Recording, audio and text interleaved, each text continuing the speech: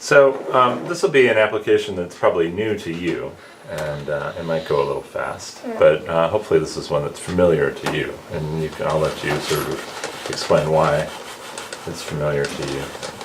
I'm going to use this idea in a way that might seem surprising at first. I'm going to look at this graph, y equals x squared, let's say from 0 to 1. Alright. And I'm going to try to find the area under that curve. Okay. Do you know how to do that? No. No. Do you? Yes. Alright. So the way I'm going to do it is going to be kind of surprising. I'm going to chop this up into n rectangles. And I'm going to approximate, these are all supposed to be the same width. I'm going to approximate my area with these rectangles. And what happens when I make the rectangles smaller, do you think? What happens to my approximation? Oh, it's going to get better. Yeah, it gets better. And so my rectangles always have a width. If I have n rectangles going from 0 to 1, what is their width? How wide are they? Is each rectangle? It's 1 over n. Yeah. Now the challenging thing is to find the height of the rectangles. So if this is some random point, let's just call it k. How high up do I go here on my graph? Because I got to find the height of that rectangle to get its area. It's the width times the height. So if I'm at some random point k, how high up do I go?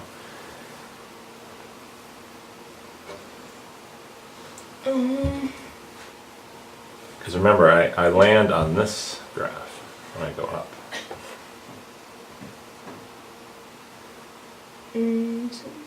Just be going up from k to that.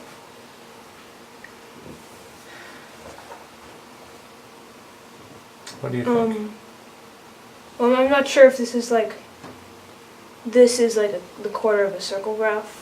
It's not the quarter of a circle graph. Oh, I know. It's this. It's the graph y equals x squared. Okay, you go up to the k squared. That's right. Yeah, k squared. You go up to k squared. So the height at a random point would be k squared, but now we don't have random points. We have to figure out what these are.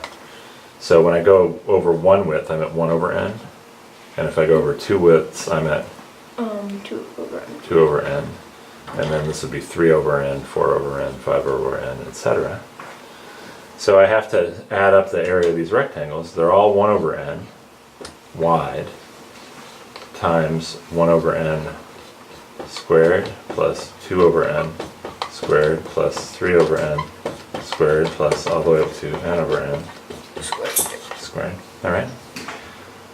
What happens when I multiply all of these out? What's my denominator of my fraction? Oh, you get... It's going to be n to some power. That's right. And that power is? So you have... an n squared. It's n squared. That's right, so I'm on the bottom of my fraction here, it's always going to be n squared. So I'll just take that out. I have 1 over n here, and then I want another n squared, so I'm going to have a 1 over n cubed on the outside. Does that make sense? Yep. And what was left on the numerator? 1 plus 2 plus 3 up to n. No? 1 squared plus 2 squared. Yeah. All the way up to n squared.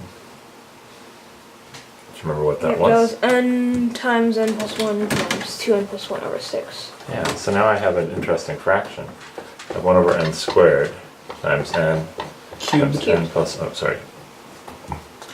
Thank you. 1 over n cubed times n plus 1 times 2n plus 1 all over 6. Can I simplify this at all? 1 over n squared times, just cancel the n's. Yeah.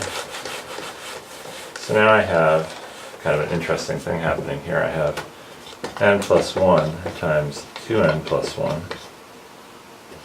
over 6 times n squared. Now you told me in the beginning that if n gets really large, my approximation starts to get better and better. Yep. Right? So what does this expression start to look like when I pick very large values of n? Do you have any It's intuition? it's the +1 and the both +1s, so are not going to matter, and then the 6 times. Maybe the 6 times is going to matter, so it's just going to be n times 2n over 6n squared. Okay, so this is going to start looking a lot like n times 2n over 6n squared. So you can cancel the n squared with the n, so you get 2 over 6, and that's a third. Yeah, 1/3.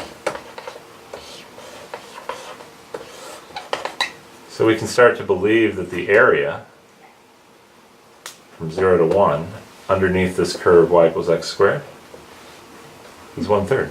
Cool. Yeah, that's pretty cool. What do you think about that? Yep, that's right. What is this technique that we just did? This is called? Riemann sums. Yeah, it's and called- it's the basis for integration. Yeah, this is one of the most important ideas in calculus. So, these connections between arithmetic and geometry that we saw with our snap cubes actually have really important applications. And they tell that we can use them to tell really surprising things, like how do we find area under these curves that are not circles or not lines, but something different that we didn't know how to study before. Pretty neat, huh? Yeah. All right, hey, good work, guys.